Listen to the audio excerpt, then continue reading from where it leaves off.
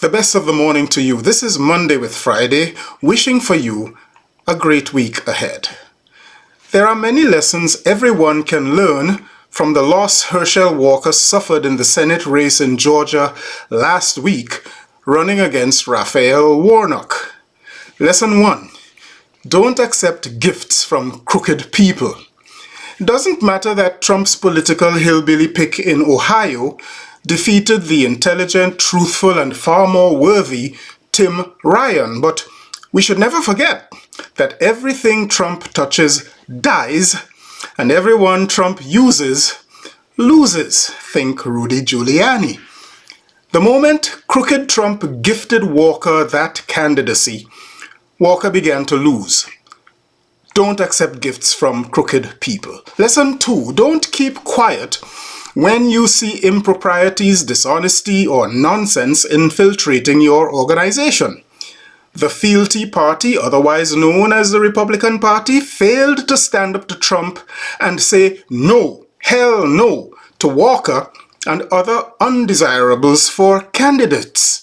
Their enabling deceit, comparable depravity and mendacity with Trump's, and their desire to win, or thinking they could, with Walker and other immaculately unqualified candidates, prevented them from speaking up.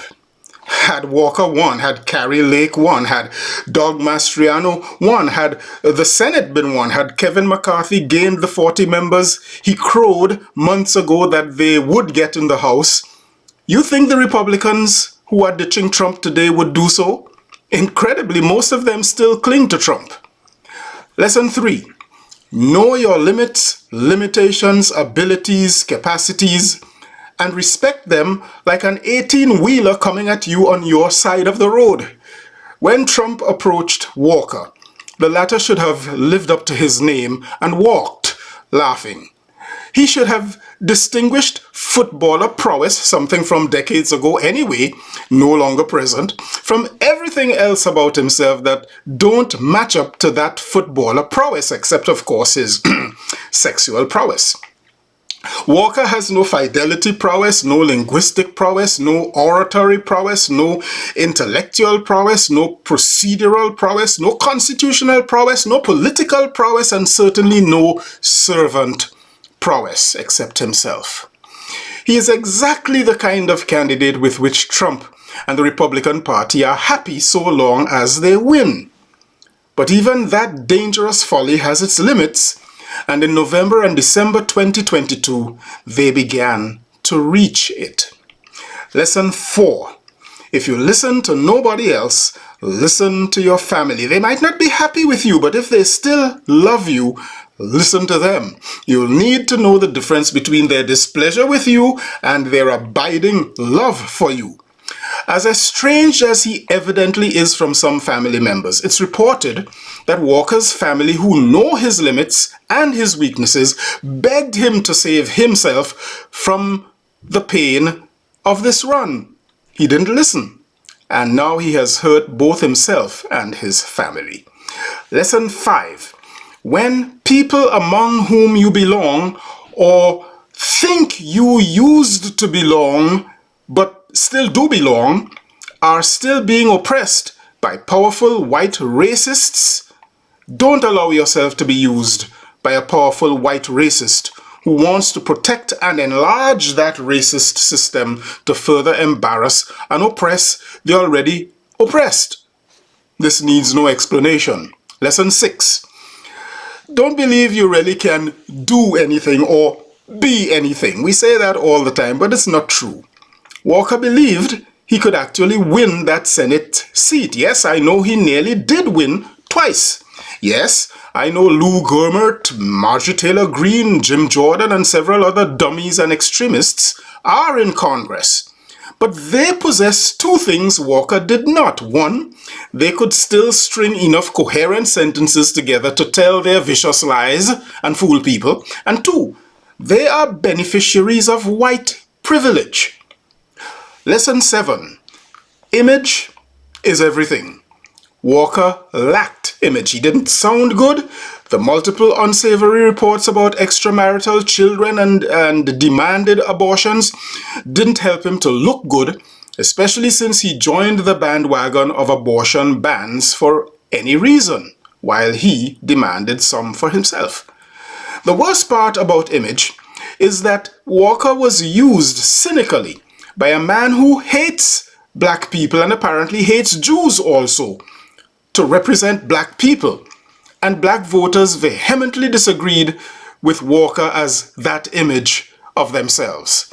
That image of Herschel bundled between two of the Republicans' most despicable white shameless male liars, Graham and Cruz, can never be unseen. It looked bad, and it was made worse, since as though Walker was a dumb puppet, Graham and Cruz had to ventriloquize what they thought Walker would have to say. Get lost.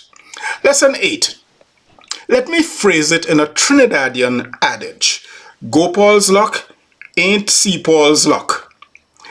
Walker misjudged that despite what Trump, an infamous rich white liar with major character flaws and character issues, especially regarding women and money, got away with for years, Walker, a famous black man with fewer character, legal, and women issues, would never be granted that same deference given to that crooked white man. Lesson 9. Sleepy people awaken at some point. Oppressed, disrespected, and marginalized people get to a point where they've had enough. It's no secret that Brian Kemp, governor of Georgia, did some despicable bamboozlery with voter lists and registries when he was Secretary of State, just as he was running for governor. I can understand why Stacey Abrams could not find words of concession to him in that first race. Perhaps it was that and Abrams' second loss recently to this dishonest fellow that motivated black voters to come out in relentless numbers, braving lengthy lines created by Kemp and his Republican House and Senate in cold weather to vote decisively for Warnock in the runoff, especially when they saw how close Walker came to a win 4 weeks before. Woe to oppressors when American Indians, African Americans, and American females all wake up and finally decide we have had enough. Lesson 10. Never underestimate the power of mediocrity to overcome excellence. Herschel Walker came within less than 2 percentage points from overtaking and overcoming the immeasurably superior candidate, Raphael Warnock. We should never leave mediocrity alone, thinking it will fade, whether in business, sport, religion. We don't leave it alone in sport. Organizations, leadership, family, child rearing, academia, and so much more. That guarantees that mediocrity will prevail. Wherever mediocrity raises its ugly head, we should fight it to its brutal and deserving death.